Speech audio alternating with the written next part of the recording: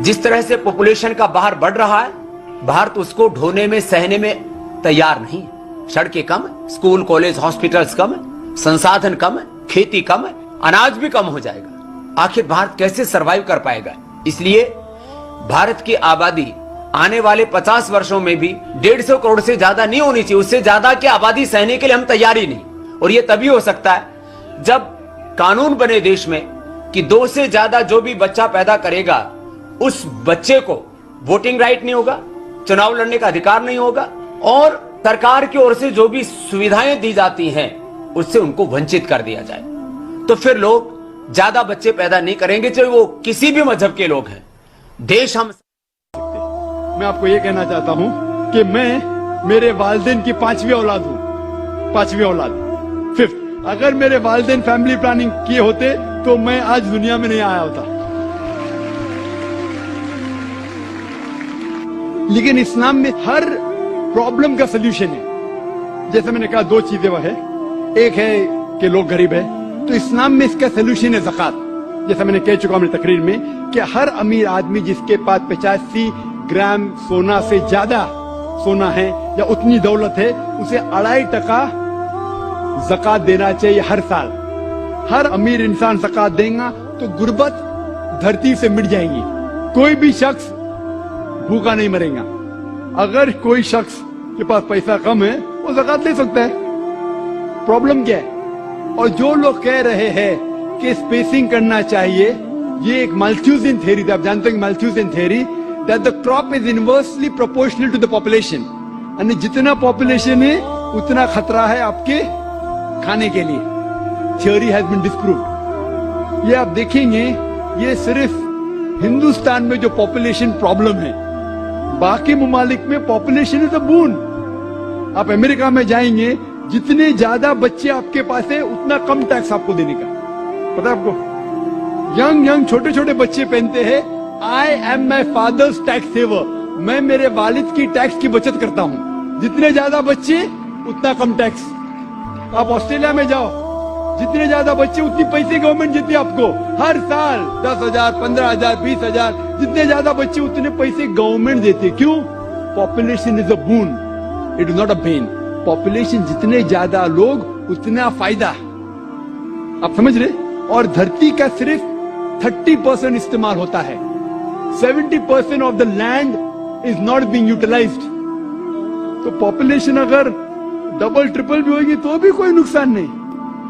वो प्रॉब्लम है गवर्नमेंट के पास कि गवर्नमेंट को इंसान को सही तरीके से इस्तेमाल करने नहीं आता है। तो हम कहते हैं हम दो हमारे दो, एक के बाद अभी नहीं, 2 के बाद कभी नहीं।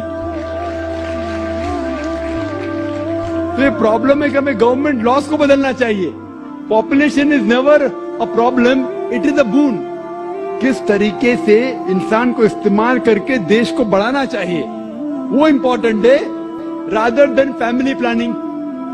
और आप जानेंगे कि अल्लाह सुब्हाना व तआला ने 2 बार कुरान मजीद में इसके बारे में जिक्र किया है। एक है सूरह इसरा, सूरह नंबर 17 आयत नंबर 31, और दूसरी आयत जो मैंने पेश किया सूरह नाम, सूरह नंबर 6 आयत नंबर 151 में। पहले जगह अल्लाह ताला कहते कि आप अपने बच्चों का कत्ल मत करो, क्योंकि अल्लाह सुब्हाना व तआला आपको भी रिज़्क देगा, आपके बच्चों को भी रिज़्क देगा। पहले सूरह अनाम सूरह नंबर 6 आयत नंबर 151 में आपको भी रिज़्क देगा, आपके बच्चे को भी देगा।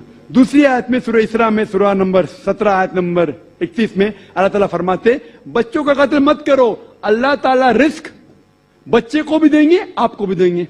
अभी यहां अदला बदली हो जाती। पहले आयत में कहा गया कि आपको रिस्क देंगे, आपके बच्चे को भी। दूसरे आयत में कहा गया आपके बच्चे को भी रिस्क देंगे, आपको भी देंगे। मानी तो एक है, लेकिन अल्लाह सुब्हाना व तआला हर कुरान का अल्फाज का एक वजन है। अगर आप तहकीक करेंगे तो यह पता चलता है कि पहली आयत खुसूसन गरीबों के लिए है। आप अगर समझते कि और एक बच्चा होगा तो मैं भी मरूंगा, बच्चा भी मरेगा, खाने पीने के वालदे है, और एक बच्चा होगा तो मैं भी मरूंगा, बच्चा भी मरूंगा। अल्लाह ताला कहते फिक्र मत करो, अल्लाह ताला आपको भी रिज़्क देंगे, आपके बच्चे को भी। वो दूसरी आयत अमीरों के लिए कि मैं चाहता हूं कि 3-4 साल बाद मेरे बेटे को इंजीनियर बनाऊंगा, मैं मेरे बेटे को डॉक्टर बनाऊंगा, तो मैं चाहता हूं कि कम बच्चे हो। तो अल्लाह ताला कहता है, अल्लाह ताला रिस्क आपके बच्चे को भी देता है, आपको भी देता है। Order is interchanged. और मैं मिसाल दिए, आप देखेंगे जितने नोबेल प्राइज विनर है, ये जरूरी नहीं कि वो एक ही बच्चे थे अपने वालिदैन के नोबेल प्राइज मिला। तो ये गलत फहमी है। और अल्लाह सुब्हानहू व तआला नेचुरल फैमिली प्लानिंग दे चुका है। इस्लाम में नेचुरल फैमिली प्लानिंग है, जो कुरान की आयत है सूरह लुकमान सूरा नंबर 31 आयत नंबर 14 कि मां ने अपने बच्चे को 2 साल तक दूध पिलाया। और आप डॉक्टर होने के नाते जानते होंगे कि जब मां अपनी छाती का दूध बच्चे को पिलाती है तो उसको लैक्टेशन अम्यूरिया होता है, मतलब उसको और एक बच्चा पैदा होना बहुत मुश्किल है। ये अल्लाह सुब्हानहू व तआला नेचुरल फैमिली प्लानिंग कर चुका है। शादी करती है, वो मर जाता है, फिर दूसरे आदमी से करती है, वो भी मर जाता है, फिर तीसरे से करती है, वो भी मर जाता है, फिर चौथे से, 5वें से, 7वें से। जन्नत में या आखिरत में वो किसकी बीवी होंगी, ये सवाल है, बराबर ना? हाँ, इसका जवाब ईसा अलैहिस्सलाम बाइबल में कहते they shall not die any more, वो फिर से और नहीं मरेंगे। और इस्लाम में भी जब आखिरत में जाएंगे जिस तरीके से अभी रिलेशनशिप है वैसी नहीं है, बराबर? आप मुझसे पूछेंगे एक आदमी 90 साल की उम्र में मरता है, एक बच्चा 2 साल की उम्र में मरता है, आखिरत में क्या उम्र पे? हमने सोचे 90 साल का आदमी अगर वापस आखिरत में आएगा इतना बूढ़ा, तो अल्लाह ताला जब उठाएंगे it will be something different. वो जरूरी नहीं कि आप 90 साल पे मरे तो 90 साल पे उठाएंगे। जन्नत में आप अल्हम्दुलिल्लाह तंदुरुस्त रहेंगे। आप समझ रहे? तो उसी तरीके से खाना पीना जिस तरीके से हम आज खा रहे पी रहे हैं, वी रिक्वायर सेक्सुअल रिलेशनशिप, आखिरत में इट विल बी डिफरेंट, अलहदा रहेगा। तो वहां ऐसा सब मामला नहीं रहेगा कि किसकी बीवी रहेंगी। पहले सब लोग जन्नत में जाएंगे क्या पता, आप समझेंगे नहीं? सब लोग जन्नत में जाएंगे क्या पता, सब लोग भी नेक रहेंगे, दैट्स अ डिफरेंट सिचुएशन। जरूरी नहीं कि वो औरत हर एक की बीवी रहेंगी, लेकिन अगर सब लोग नेक है तो कुरान मजीद में कहा गया है हर एक को हूर मिलेंगी।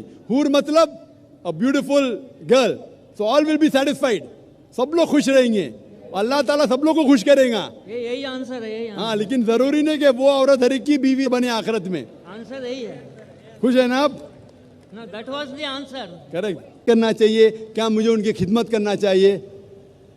जो भी मैंने तकरीर में कहा वो अपने जगह पे बिल्कुल सही है। आपको अपने वालिदैन की खिदमत करना चाहिए, उफ तक नहीं कहना चाहिए। लेकिन कुरान मजीद में जो मैं आयत कोट किया सूरह लुकमान की सूरा नंबर 31 आयत नंबर 14 में कि हमने इंसानों से कहा है कि अपने वालिदैन से हुस्न सलूक करे, और तुम्हारी माँ ने तकलीफ से तकलीफ के बाद तुम्हें जना और 2 साल तक दूध पिलाए। उसके फौरन बाद लिखा है लेकिन अगर आपके वालिदैन आपके साथ जिहाद करते हैं, जुद्दोजहद करते हैं, आपको किसी और की इबादत करने के लिए अल्लाह के अलावा, यानी आपको शिर्क करने पे मजबूर करते, तो उनकी बात मत मानो, लेकिन फिर भी उनके साथ हुस्न सलूक करो।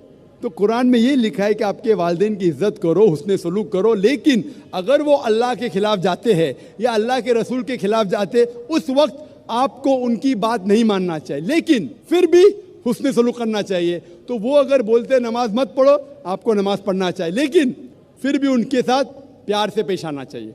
आपका फर्ज है कि आप आपके वालिदैन के, भले वो मुशरिक है, भले वो गैर मुस्लिम है, फिर भी आपको उनके साथ प्यार से पेश आना चाहिए।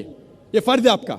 अगर आप प्यार से पेश नहीं आएंगे तो आप अल्लाह के खिलाफ जाएंगे, अल्लाह के रसूल के खिलाफ। लेकिन अगर वो आपसे कुछ चीज़ कह रहे हैं जो शरीयत के खिलाफ है, अल्लाह और अल्लाह के रसूल के खिलाफ है, तो उस वक्त आप उनकी बात मत मानिए, लेकिन फिर भी उनके साथ प्यार से पेश आइए और उनको दावत दो। उनको लगना चाहिए कि मेरा बेटा अभी इस्लाम कबूल करने के बाद इतना दयालु है, ज़्यादा प्यार कर रहा है मुझे, भले मैं उनसे टोक रही है फिर भी प्यार करता है, मेरी खिदमत करता है, मेरी देखभाल करता है, इतना मुतासिर होना चाहिए, वो भी इस्लाम कबूल करना चाहिए। Hope the answers the question.